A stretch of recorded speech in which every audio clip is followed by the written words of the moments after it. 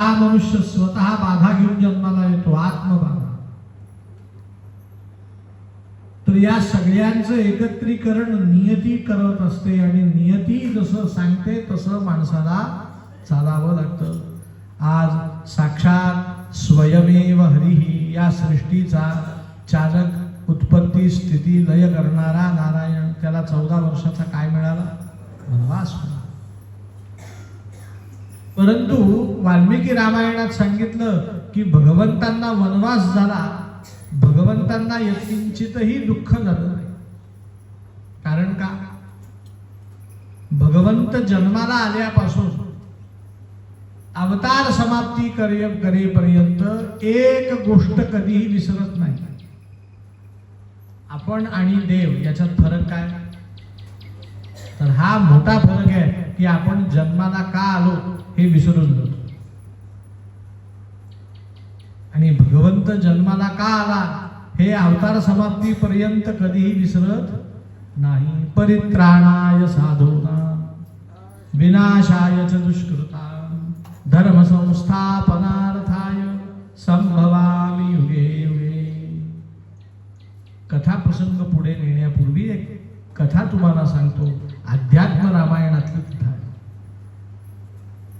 प्रभू रामचंद्र आज वनवासात निघालेत. यात वैशिष्ट्य वाटण्याचं काही कारण नाही, पण यातही असंही समजण्याचं कारण नाही की प्रभू रामचंद्र वनवासात गेले नसते तर रावणाचा वध झाला नसता. किंबहुना रावणाला मारण्यासाठी भगवंत वनवासात गेले असंही समजण्याचं कारण कथा सांगतो म्हणजे लक्षात घ्या. चैत्र शुद्ध नवमीचा दिवस प्रभू रामचंद्रांचा जन्म झाला दुपारी 12 वाजता. तो अजन्मा आहे, तो प्रगट झाला. आता मी पुढे जे सांगणार आहे त्याच्यात काही वेळ सांगणार आहे घड्याळातली. ती वेळ काही रामायणात लिहिलेली, फक्त मी माझ्या सोयीसाठी तुम्हाला समजावं म्हणून. पण मी सांगतोय ते तथ्य. प्रभू रामचंद्रांचा जन्म 12 वाजता झाला आणि 12:01 कौसल्येने श्रीरामचंद्रांना पाळण्यामध्ये झोपवलं. प्रभू रामचंद्र पाळण्यात झोपले त्यावेळेस त्यांचं वय किती? 1 मिनिटाचा. किती? 1 मिनिटाचे आहेत प्रभू रामचंद्र. आणि त्या रामचंद्रांचं रूप त्या कौसल्येने पाहिलं आणि तिला असं वाटायला लागलं माझ्या बालकाला कोणाची तरी दुष्ट लागेल. मग ती लागू नये म्हणून तिने दुष्ट काढली. त्याला मराठीमध्ये म्हणतात अलाय बलाय घेणे. काय घेणे? असे दोनही हात करतात की नाही. तर प्रभू रामचंद्रांची तिने अलाय बलाय करून दुष्ट काढली. पण माणसाचा स्वभाव, औषध घेत असताना औषध कडू असतं तर तो सहज डोळे मिटतो बघा. त्याला कोणी सांगतं का डोळे मिट? पण कडू औषध घेताना मनुष्य काय करतो? त्याला कोणी सांगावं लागत नाही. माणसाचा काय येतो? तसं आलाय बलाय घेत असताना माणसाचे एक क्षणभर न कळत डोळे काय होतात? बंद होतात. तुम्ही आता आलाय बलाय घेतली तर नाही होणार, कारण तुम्हाला मी आता रहस्य सांगितलं. पण तुम्ही ज्यावेळेस स्वतःहून आलाय बलाय घ्याल प्रिय व्यक्तीची, त्यावेळेस एक क्षणासाठी 2 सेकंदांसाठी डोळे काय होतात? त्या कौसल्येने 2 क्षण डोळे बंद केले. प्रभू रामचंद्रांनी ती वेळ साधली. किती सेकंदाची? 2 सेकंदाची वेळ फक्त साधली आणि प्रभू रामचंद्रांनी यस्य भ्रूभंग मात्रेण हा तो रावण दैत्य पहा, डावी भुवई फक्त 3 वेळा उडवली. किती वेळा? प्रभू रामचंद्रांचा जन्म अयोध्येत झाले, ते पाळण्यात झोपलेत, त्यांनी फक्त 3 वेळा भुवई उडवली आहे. त्यांचं वय 1 मिनिटाचं आहे. पण त्या 3 वेळा भुवई उडवण्याचा परिणाम लंकेमध्ये सिंहासनावर बसलेल्या रावणाचं सिंहासन ढळमळायला लागलं. अहो, एक भुवई उडवली, सिंहासन डगमगायला लागलं. दुसरी भुवई उडवली, तो रावण सिंहासनावरून खाली पडला. आणि तिसरी भुवई. तुम्हाला रावण खूप बलवान वाटतो, पण रावणापेक्षा 1000 पट जास्त शक्तिवान राक्षस, 1000 पट मोठा रावणाच्या कालखंडात अस्तित्वात होता. त्याचं नाव मधु नावाचा दैत्य. सप्तशतीचा पाठ तुम्ही वाचला असेल तर मधु आणि कैटभ माहिती आहे ना. तो मधु नावाचा दैत्य रावणापेक्षा 1000 पट मोठा होता. तो पूर्व समुद्र तीरावरती विशाखापट्टणमला संध्या करत होता. काय करत होता? प्रभू रामचंद्रांनी तिसरी भुवई उडवली. आसना सकट तो राक्षस उडाला आणि पश्चिम समुद्रावरती गोकर्ण महाबळेश्वरला येऊन संध्या करू लागला.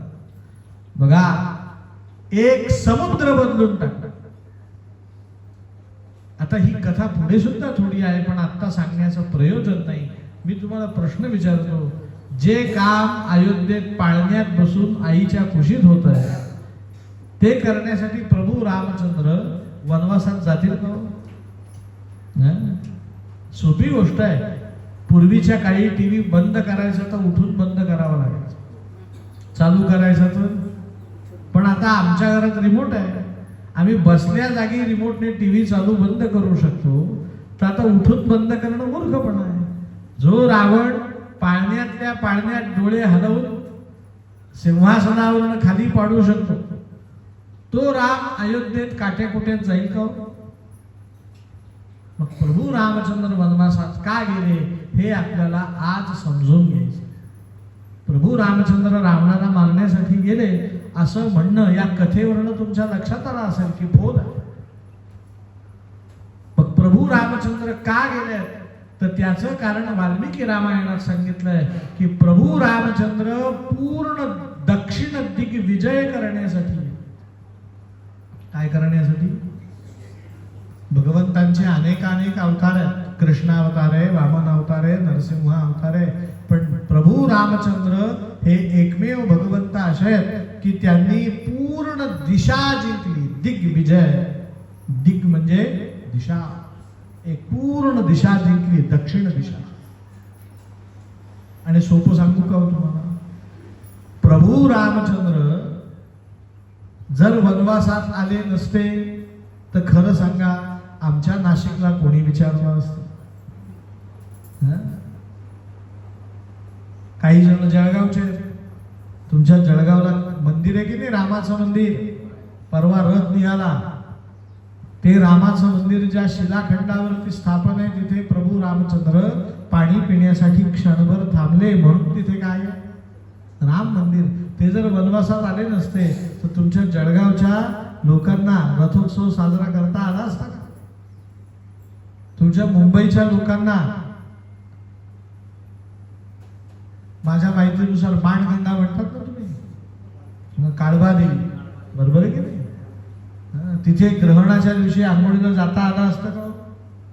लक्षात ठेवा, प्रभू रामचंद्रांनी जिथे जिथे चरण ठेवला तिथे तिथे तीर्थ तयार. रामतीर्थ किती आहे? अनेक.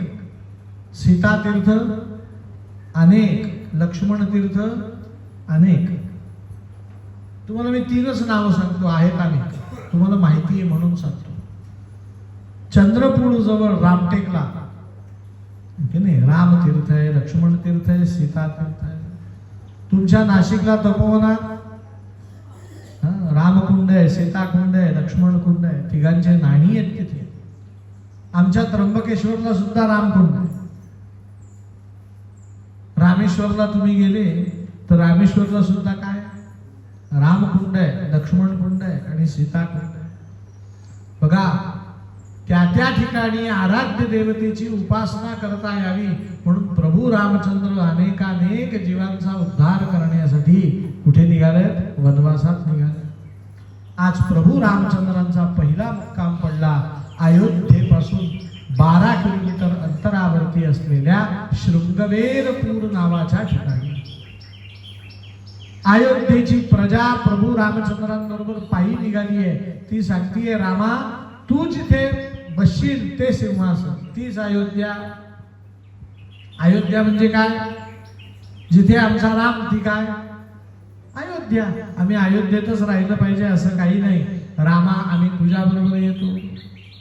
आबाल वृद्ध वनिता सर्वेंग पशुवृत्तया. सर्व बाल तरुण वृद्ध स्त्री पुरुष आपल्या पशुंसमवेत घरातले गायी गुरं सुद्धा काय केलेत त्यांनी बरोबर घेतल्यात आणि प्रभू रामचंद्रांच्या रथाच्या पाठीमागून निघाले. आणि प्रभू रामचंद्रांना सांगतात, रामचंद्रा काळजी करू नको, आम्ही आजपासून अयोध्येचा त्याग केला.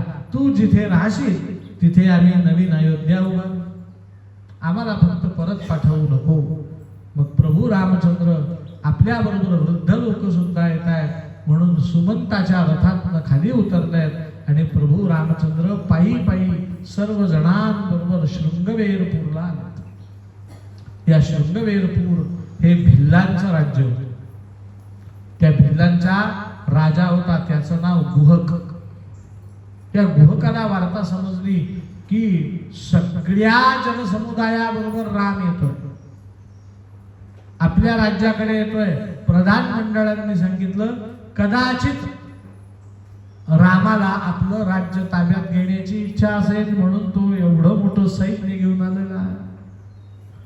गुहकाने सांगितलं की राम माझा मित्र आहे, तो शिकार करण्यासाठी ज्या ज्या वेळेस वनांतरात येतो त्या त्या वेळेस तो मदतीला मला बोलवतो. आता प्रभू रामचंद्र शिकार करायचे ते क्षत्रिय होते का, तर क्षत्रियाला शिकार आवश्यक सांगितले, कारण क्षत्रिय बाहू राजन्यहा कृतः, क्षत्रियाला कधीही युद्ध करावं लागेल म्हणून त्याचं शरीर युद्धाला सतत काय पाहिजे असतं, तयार असतं, रेडी फॉर वॉर. मग युद्ध काही रोज होत असतं का? 10, 20, 50 वर्षात कधीतरी युद्ध होणार. मग ते युद्ध करता यावं म्हणून राजाचं शरीर आपल्या सैन्यासकट चपळ पाहिजे म्हणून राजा काय करतो, तर एक लुटूपुटूची लढाई खेळतो. कोणाबरोबर? हिंस्त्र श्वापदाबरोबर. कारण त्या हिंस्त्र श्वापदाबरोबर लढणं हे युद्धापेक्षा कमी नसतं. मग प्रभू रामचंद्र सुद्धा शिकार करतात. फक्त प्रभू रामचंद्रांची मर्यादा आहे, जनसामान्यांना जे हिंस्त्र श्वापद त्रास देत त्या प्राण्याचा फक्त काय करायचा, वध करायचा. पण प्रधान मंडळ म्हणतंय गुहका आपण खात्री करून घेतली पाहिजे की हा मित्र म्हणूनच येतोय. खात्री कशी करणार, तर त्या गुहकाला 10 मंत्री होते. किती भिल्ल होते. या गुहकाने 10 मंत्र्यांच्या हातात 10 वस्तू दिल्या आहेत. त्याच्यातल्या 8 वस्तू निषिद्ध वस्तू आहेत, मदिरा, मांस वगैरे वगैरे पदार्थ. आणि 2 मंत्र्यांच्या हातामध्ये, एकाच्या हातात मधाचं भलं मोठं वाडगं आणि फळफळावळ. असे घेऊन ते 10 मंत्री निघालेत रामचंद्रांच्या स्वागताला. असं का केलं त्याने, तर 8 निषिद्ध वस्तू घेऊन निघाला आणि 2 शुद्ध वस्तू घेऊन निघाला की प्रभू रामचंद्रांच्या स्वागताला 10 वस्तू त्यांच्या समोर ठेवू. ते पहिल्यांदा ज्या वस्तूला हात लावतील त्यावरनं त्यांचा येण्याचा मनोदय समजेल. काय समजेल? संस्कृत मध्ये म्हण आहे, आकृतीर गुणान कथयति. माणसाच्या कृतीवरनं त्याचा स्वभाव समजतो.